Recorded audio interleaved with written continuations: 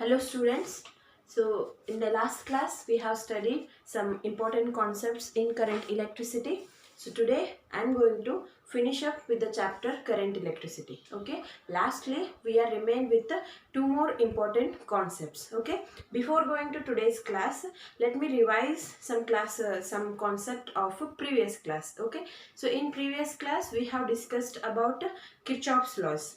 After that we have discussed about one important electrical device, that is a Wheatstone's network, or you can say Wheatstone's bridge we have studied. Okay, try to remember the things what all we have studied in Wheatstone's network. We have drawn the diagram over there, PQRS, where four resistors like this we had four resistors arranged in the form of a bridge or in the form of a network, like that. Okay, so A, B, C, D we have, and in between that we have one galvanometer. Okay, so this is attached to a cell and a key we had. Okay, so these four resistors are named as PQRS. So up to the condition of balance, that is P by Q is equal to R by S.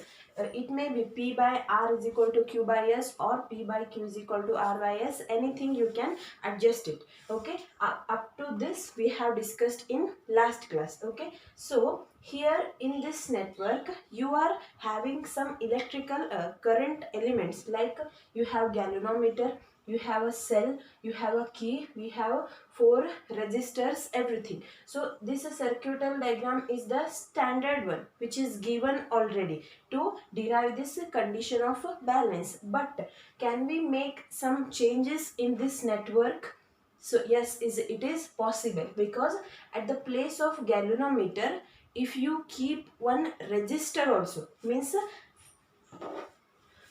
at this galvanometer if you keep one more resistor also, the whole network is unaffected. So the first point to remember is, in the place of a galvanometer if you keep one more resistor, there is no any change happening to this Wheatstone's network. The Wheatstone's network remains unaffected.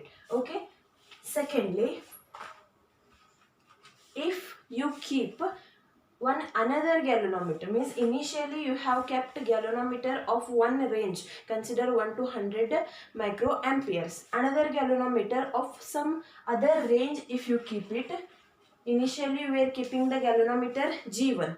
At the place of G1 if you keep another galvanometer G2, then also the whole network remains unaffected. So the second point to remember is what? In the place of one galvanometer if you keep another also, the whole network remains unaffected. And same here we having cell which is giving us a EMF E. This is cell and galvanometer. If we interchange, means in the place of cell if you keep galvanometer, and in the place of galvanometer if you keep cell, then also there is no any change happening to this network. So this Wheatstone's network remains unaffected. So we have to remember that we have 3 points. First is, if in the place of galvanometer if you keep resistor, the network remains unaffected. Second, in the place of one galvanometer if you keep another galvanometer of some other range, then also the whole network remains unaffected. And thirdly, in this galvanometer and the EMF and the cell of EMF E are interchanged, then also the whole cell remains unaffected. These 3 points you write it in your notes also. I have not given, you just mention these 3 points. They are important with respect to Wheatstone's network. Okay, so this is all we have studied in last class.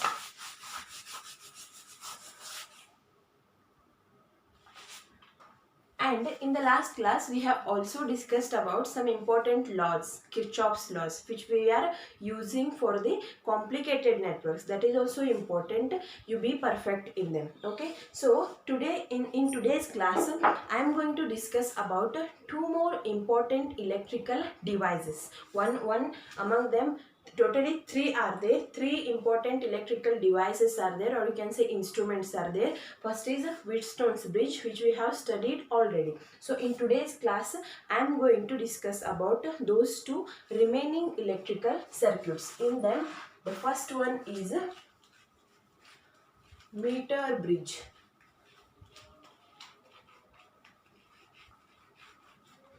As we have Wheatstone's bridge, we have to discuss about meter bridge in today's class. So what is this meter bridge means? Meter bridge also is an electrical device. As we have Wheatstone's network, this is also one electrical device. So it is also used to find unknown resistor. Remember, the Wheatstone's network was also used to find the unknown. Wheatstone's network is also used to find the unknown resistor. Here also this meter bridge also used to find the unknown resistor. So the first use of meter bridge is what? It is used to find the unknown resistor, and also it is find to determine the resistivity of material of the wire. Resistivity, we have studied it already. This term is very much familiar to you. So this meter bridge is also used to find the resistivity of material of the wire. And third important point about meter bridges, this is used to compare the resistances of various resistors. So meter bridge is an electrical device which is used to find resistivity of unknown resistance. The meter bridge is used to find the resistance of the resistor which is unknown to us. It is used to find the unknown resistance. Second, it is used to determine the resistivity of the material of the wire. And third, it is used to determine it is used to compare the resistance of various resistors. Okay, so so on which principle it works? What is the principle of a meter bridge? So this meter bridge works on the principle of Wheatstone's network. Whatever the principle we followed in Wheatstone's network, the same is carrying out in the meter bridge also. So this meter bridge works on the principle of Wheatstone's network. Okay. So now let's discuss about its construction. Means what are the parts it's having, how the circuital diagram of the meter bridge is. Let's discuss about that. Okay. So this meter bridge consists of one wire. Let me call it as a AB. Wire is having the terminals AB. One wire of uniform cross section and length 1 meter. The length of the wire L is what? 1 meter, or you can say 100 centimeters. So this AB is a wire of uniform cross section and length 1 meter. Okay, so to this wire I am connecting two copper strips.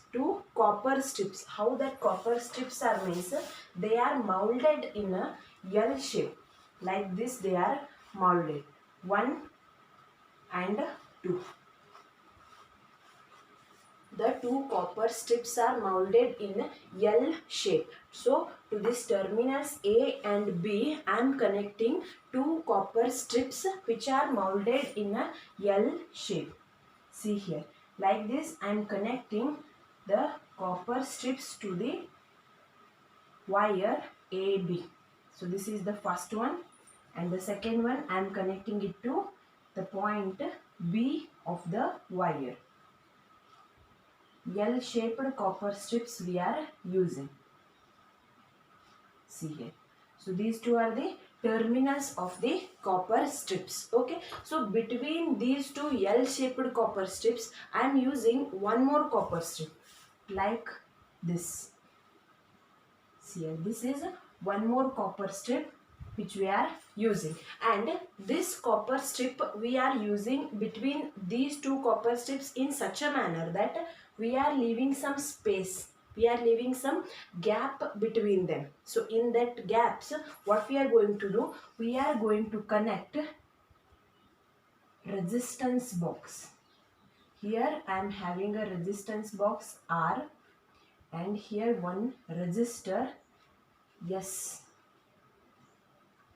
Here I am connecting a resistor S. So this R is a resistance box of known resistance. This R's resistance is known for us, but the resistance of this S is unknown.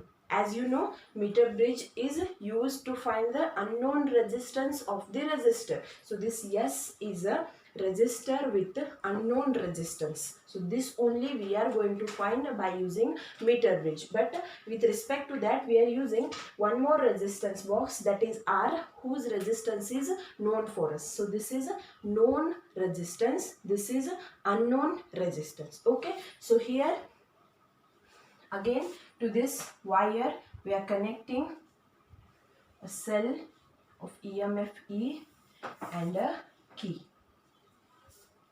So this is how the circuital diagram of a meter bridge is arranged. Okay, so in between, so in this middle copper strip, I am using one point T. I am using one point T. From that T, I am considering a jockey. Jockey means that will be one pen-like structure which is connected to some wire. So in this surface, if you are connecting the jockey, means that can move by this surface. One pen-like structure will be there like this, and behind that wire will be there. So we can move this jockey on this surface easily. So such a jockey is connected to this wire AB through a galvanometer.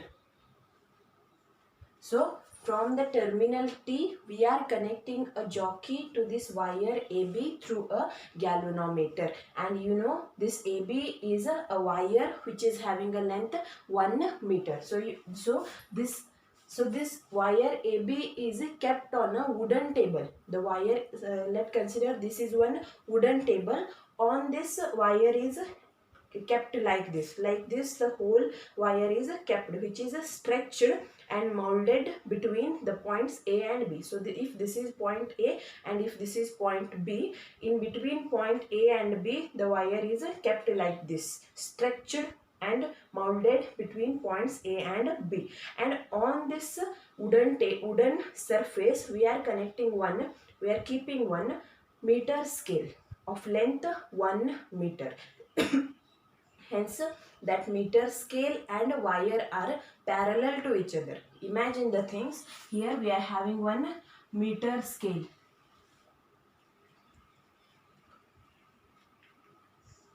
That meter scale is having a length of 1 meter. So, in this meter bridge, we are using a wire AB which is of 1 meter. That's why the name meter bridge.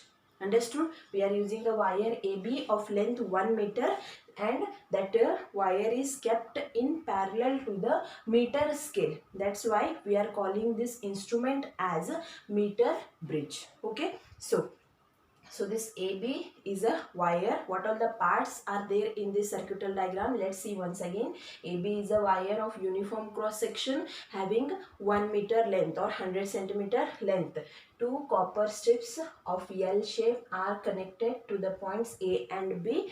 In between these two copper strips, we are having one more copper strip, and we are keeping the gap to connect the known resistance and unknown resistance, and we are having a cell with EMF E and key K.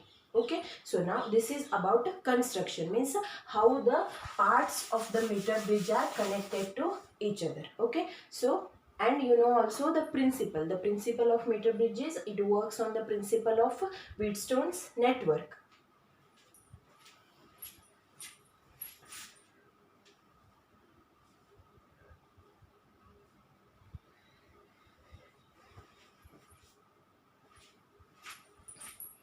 Sorry, so this is how the parts are connected in this meter bridge. So how it works now? Let's look at working of the meter bridge. Let's look at working of the meter bridge. Okay, so when the key is closed, current starts moving in this. So when the current starts moving in this, the galvanometer shows some readings. Galvanometer is nothing but the device which is used to measure small currents. So galvanometer starts showing some current. Okay, and this R is known for us. The resistance of R is known for us. So we have to adjust, or we have to give some value to this R. We are adjusting some value in this R. We are passing the current and we are adjusting the value in the resistance box R. Okay, so with respect to the R and with respect to the current moving, the galvanometer starts showing deflection.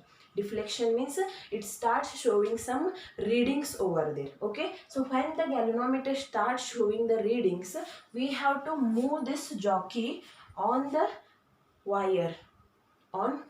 Let's start from the A, and we have to start moving this jockey on the wire AB. Understood what we are doing? We are applying the current and we are keeping some resistance R, some value of resistance R we are keeping, and galvanometer starts showing deflection. It starts showing readings. So we have to start moving the jockey starting from the point A.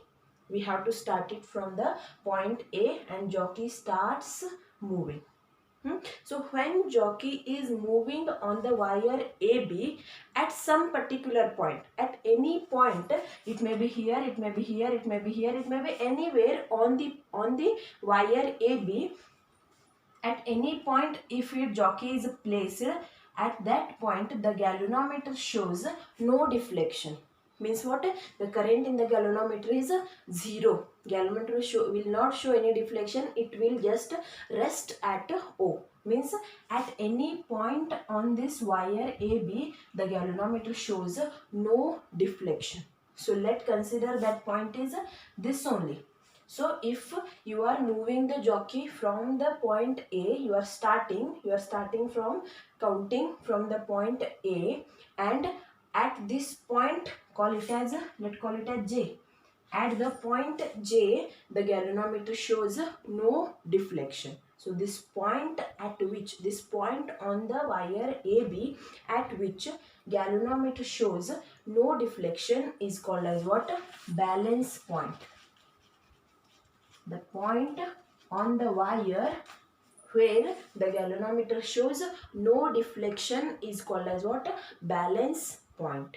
And the length between the points A and J, means the length at which the galvanometer shows no deflection, is called as balancing length.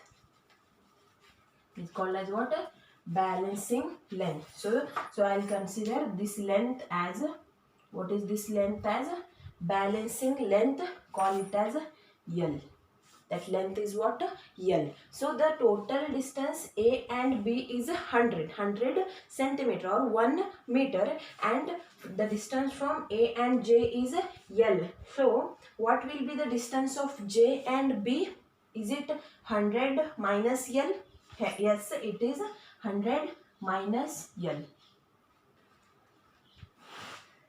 Okay, so the distance AJ is L, distance JB is 100 minus L. Okay, so what we are doing here, at some point on the wire AB, the galvanometer shows no deflection. That point is called as balancing point, and the length at which galvanometer shows 0 deflection is called as balancing length. Hence, the length is L here and the length is 100 minus L here. Okay, so the resistance at this section AJ, let's consider the resistance at this section AJ be P.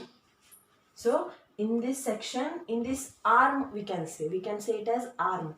Hence AJ is one arm, JB is one arm, this is one arm, and this is another arm. So in the Wheatstone's network, we had 4 arms there. 1, 2, 3 and 4. We had 4 arms. With respect to that 4 resistors we had. So here also we have one resistance. Here also we have one resistance, here also one resistance, here also one resistance. So in this section, let the resistance be P, and in this section let the resistance be Q. Hence it is R, it is S. So isn't it equivalent to the Wheatstone's network? PQRS, PQRS, like that. Okay. So this balancing condition of this network, the Wheatstone's bridge is having a balancing condition P by Q is equal to R by S. So here also we can apply the same balancing condition because it's having 4 arms. With respect to every arm, it is having a resistance. So we can say here also the condition we can write P by Q is equal to R by S. Look at the diagram once again. So here also we have 4 arms, and with respect to every arm we are having some resistance. So this condition of balance, which is of Wheatstone's network, holds good in this network also. So P by Q is equal to R by S. So value of P we are having L, value of Q we are having 100 minus L, R and S are as it is. So P is L and Q is 100 minus L, and R is as it is, S is as it is. Or otherwise P by Q, R by S is there. S is unknown to you. So you can write S is unknown to you. S is equal to Q by P into R. Isn't it? So value of Q by P is, Q is 100 minus L, and the value of P is L into R. Isn't it? Look what I have done there. I have just considered the condition P by Q is equal to R by S. I am sending this S to this side. So P by Q comes to this side as Q by P. So S is equal to Q by P into R, and the value of Q we have already is 100 minus L, and P is L. So R. So this is how we can find the unknown resistance by using the meter bridge. So S is what? Unknown resistance. So this S, for the S we got an equation. If you know R is nothing but what? Known resistance, which is already known to you, which you have adjusted already, and L is a length, means the length at which the galvanometer shows no deflection. So if you know R and L, you can easily find out the value of resistance. Just have a glance at it, what all the things we have done here.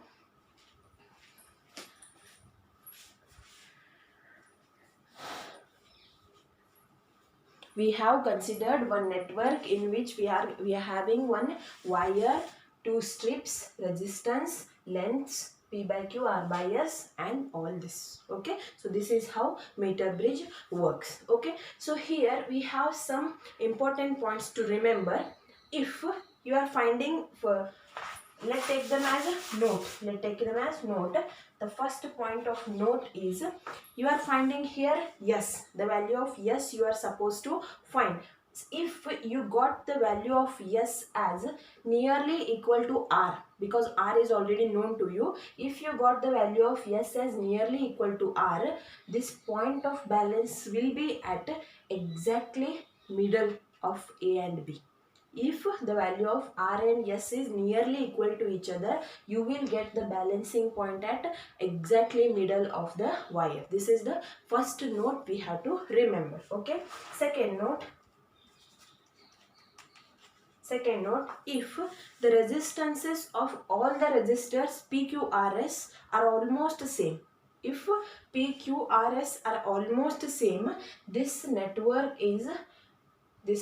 shows maximum sensitivity. This network is maximally sensitive when PQRS are having almost same resistor value. Okay, this is the second point to remember. Okay, and the third point of note is here we are using copper strips. Why only copper we are using here? Because copper is a highly conductive material, hence it is having high conductivity. It will be having less resistance, High conductance means less resistance. We know G is equal to 1 by R, inversely proportional to each other.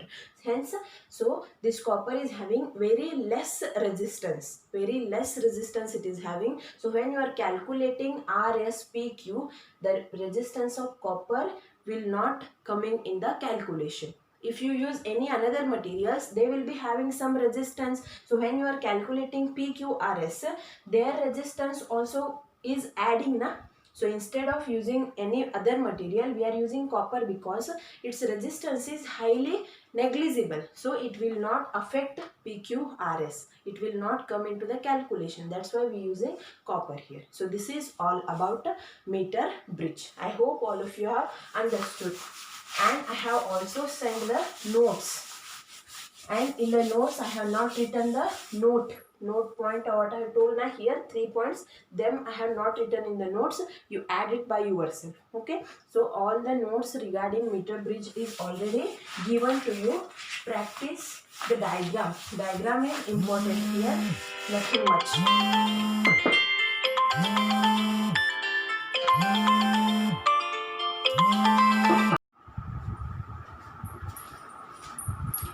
So the second device which you are going to study over here is a potentiometer. That is a potentiometer. This is also potentiometer is also one electrical device, or you can say electrical instrument, and it is used for application. So many applications it is used, but mainly this device is used to find the EMF of a cell. It is used to find the EMF of a cell when no current is drawn from that cell. So potentiometer is a device which is used to find EMF of a cell when no current is drawn from that cell. This is what the definition of a potentiometer. Okay, so let's go directly to the construction. So what is the construction? How it is designed? How the potentiometer is designed. Okay, so here also we are having one wire AB. It is little bit different from the meter bridge. Here we are having the wire AB and it is connected to a cell, a key. Here we are using one rheostat to change the current, and the point B is connected with one key K, and it is connected to this rheostat's upper end. Okay, and here we are connecting one jockey through the galvanometer at the point G. So this wire AB is connected to EMF R, rheostat or resistance you can say RH, and this is a K, this is a what key. Okay, so this wire AB, it is not having 1 meter length here. It is made up of 4 equal parts, each of length 1 meter. Means the total width, the total length of this wire AB becomes 4 meters. This AB is made up of 4 equal parts, each of length 1 meter. So the total length of AB becomes 4 meter. So let's draw that whole potentiometer in a described manner. See here that all the four wires are connected to each other by using copper strips. So how they are connected means, see here. So if this is the first thing, let's consider this as a point B. This is a point B. So here, by using the copper strip, terminals 1 meter again by using the copper strips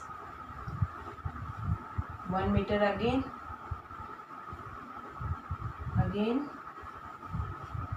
so it comes here as point A. So this should be a straight line.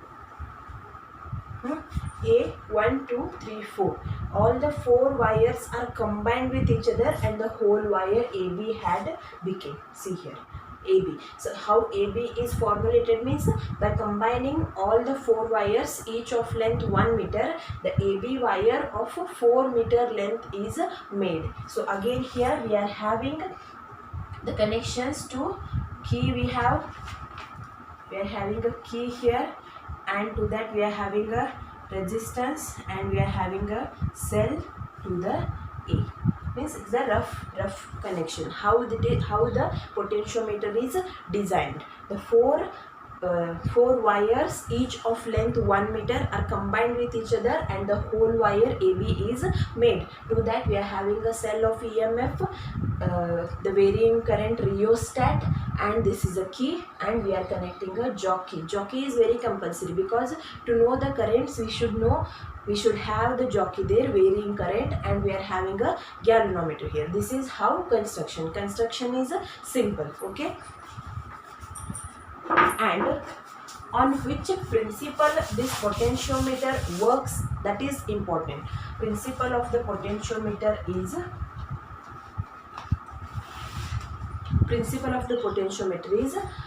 here in this circuit connection, the potential difference across any section of the wire. The potential difference across any section of the wire is directly proportional to length of that section. If in this much section, if you have some potential difference, we consider, okay, and this is having a length L. So potential difference across this section of the wire V is directly proportional to length of that section of the wire. So this is the principle on which potentiometer works. The potential of any section of the wire is directly proportional to length of that section. This is the principle. You can also write it as EMF. By considering EMF, you can also write it as E of L is equal to pi into L, where this EMF is you are using in the place of potential difference and length inversely proportional. So here we are using one constant pi, which is called as potential drop across the wire. This pi is a constant which is called as a potential drop across the wire. Okay, so this is the principle on which this works. Okay, just let prove the principle. How we can prove the principle, let's see first. So in this network we are having a potential difference V. So if there is a potential difference V, means the current will be there, because we are using the EMF E, a cell we are using, that is providing the current to the network. I we are having, we are also having R. So by using all of them, we can apply Ohm's law to this network. V is equal to I into R. Okay, and in the explanation of Ohm's law, we have studied in detail about this parameter resistance. Okay, so resistance can be written as rho into L by A. Yes or not? Resistance in terms of resistivity. So here this R, can you replace it by V by I? The R can be replaced by V by I. So what is V? V is equal to I rho L divided by A. Let adjust the terms as V is equal to I rho divided by A into L. Let consider this I rho divided by A as a constant. The current I is constant, resistivity rho is constant, and the area A is also constant. So this V is equal to K into L. K is a constant. So after, instead of using the constant and the equality sign, can I use V is directly proportional to L? Then only to remove the proportionality sign, we will use the equality with the constant. Na? So hence here the principle of potentiometer is proved. What is the principle on which potentiometer works? The potential difference across any section of the wire. The potential difference across any section of the wire is directly proportional to length. That we can write it like this. EMF is equal to pi into L, where pi is a potential drop across the network, across the wire, we can say. So this is the proof for the principle. Okay, but the main important thing we have to know in this potentiometer is let me write this here. E of L is equal to pi into L. The potentiometer is used for two main reasons. First is to compare the EMF of two cells, to compare the EMF of two primary cells, and the second one is to determine the internal resistance of a cell. So the main two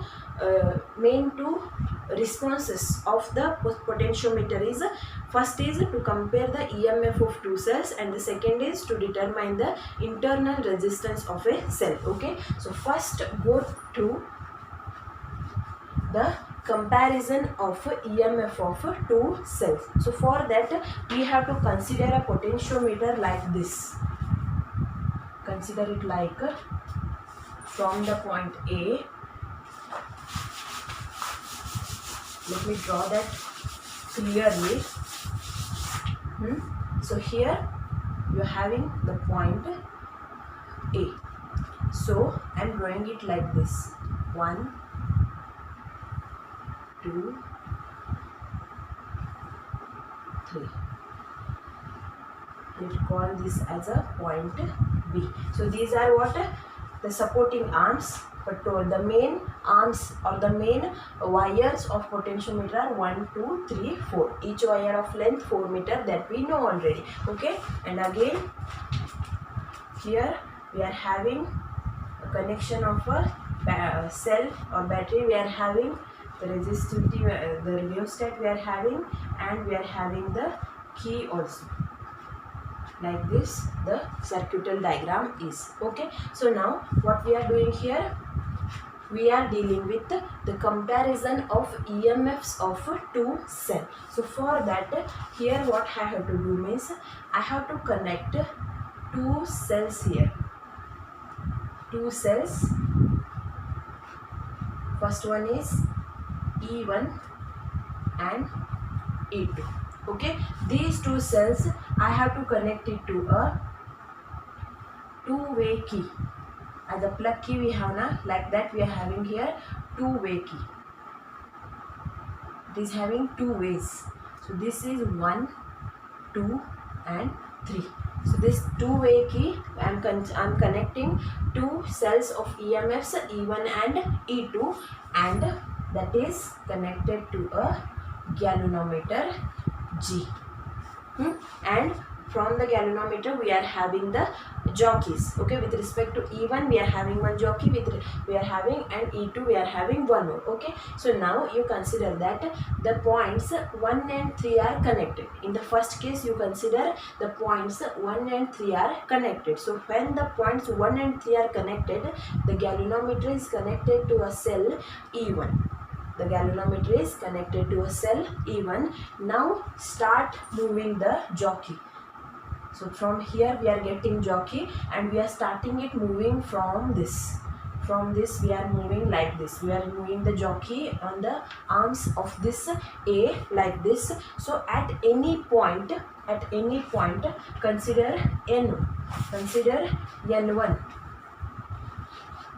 Consider N1. So this, on this point the galvanometer shows 0 deflection.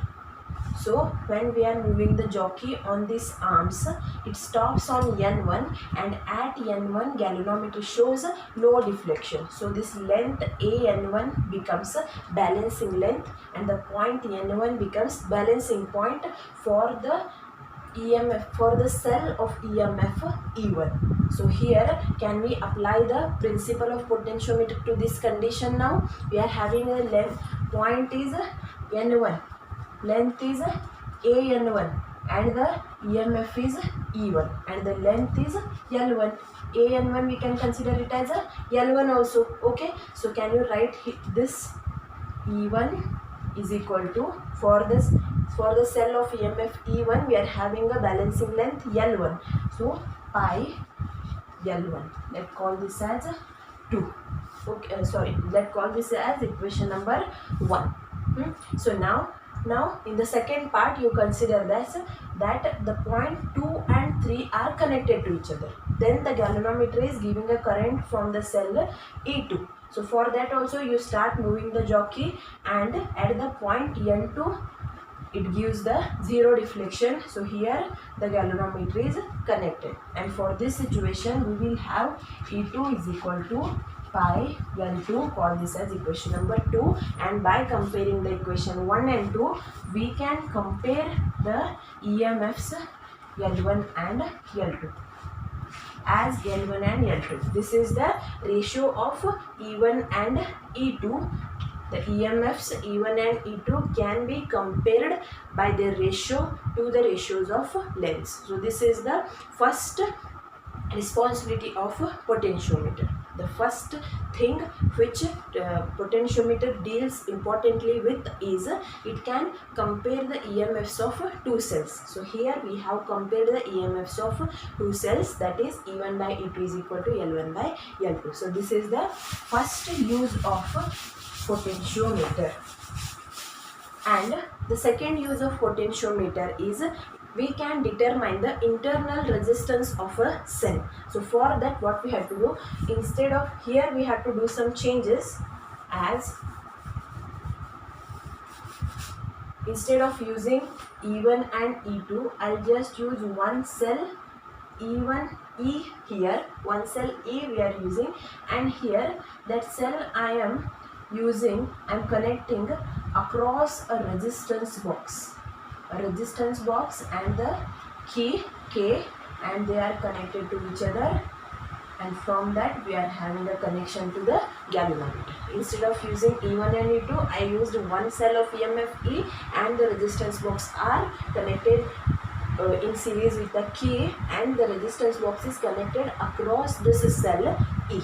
Okay, so now when this key is open, the first case when the key is open, so here no current flows over there, so the current flows from here. The galvanometer is getting a current from the cell E, and at that condition obviously you know psi is equal to pi L1, because they are having N1 here, that you know already.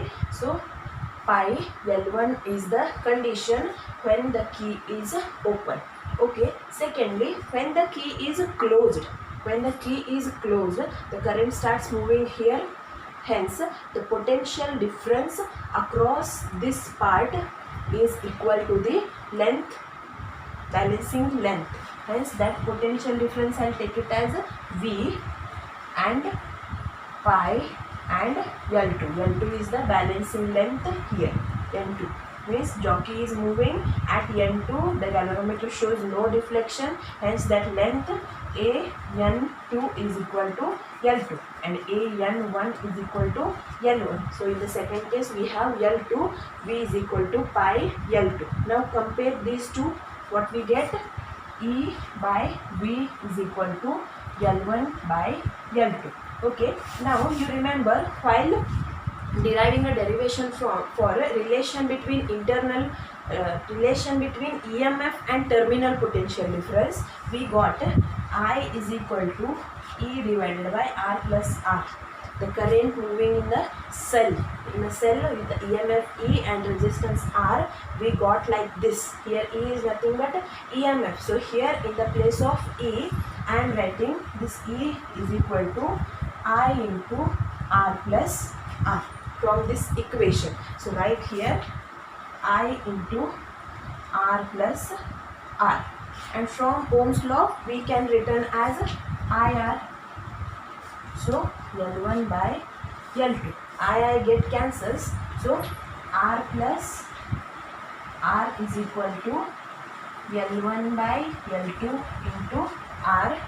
Now send that R to that side, small r is equal to L1 by L2 into R minus R, or you can write it as L1 by L2 minus 1 into R. So this is the equation for internal resistance we got from the help of potentiometer. Okay, this is little bit difficult to understand, but the construction is simple. Only one wire is there, battery, rheostat, key and galvanometer. But when you go through the two important applications of potentiometer, the first one is to compare the EMFs of two cells, and second one is to to determine the internal resistance of a cell.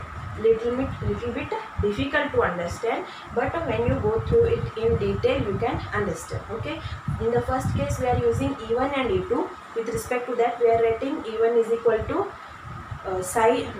pi L1, E2 is equal to pi L2, and we are comparing. And second, we are getting E is equal to pi L1, V is equal to pi L2, and we are doing the derivation. Here the things are to be understood carefully, then only you will get the derivation. Okay, so with this we'll complete the chapter current electricity. Okay, so maybe this is my 8th video.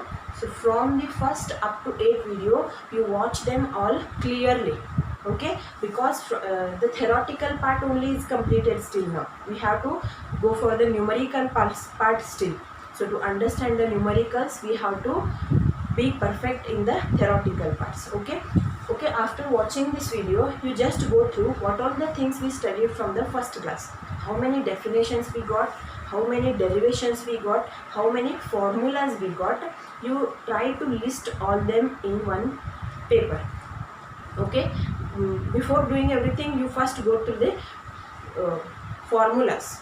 What all the formulas we got in the whole chapter, you list them first, then only you start solving the problems. Okay, I want everyone to be with that list of the formulas. That is easier to you only. If you make the list of the formulas you can solve the numericals very easily. Okay, but the whole concept you have to memorize in a single pattern, like how many derivations, how many definitions, how many formulas we are having, and what all those. Okay, so this is a chapter which will carry 13 marks in your syllabus, in your question paper. 13 marks from this chapter current electricity.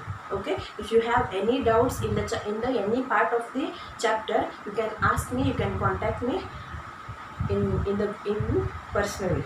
I am there in the WhatsApp also. You can call me, you can text me. Okay, so this is all about today's class. Be perfect in all the previous things, and from the next class we will go to solve the problems. For that, be perfect in the list of formulas. Okay, thank you.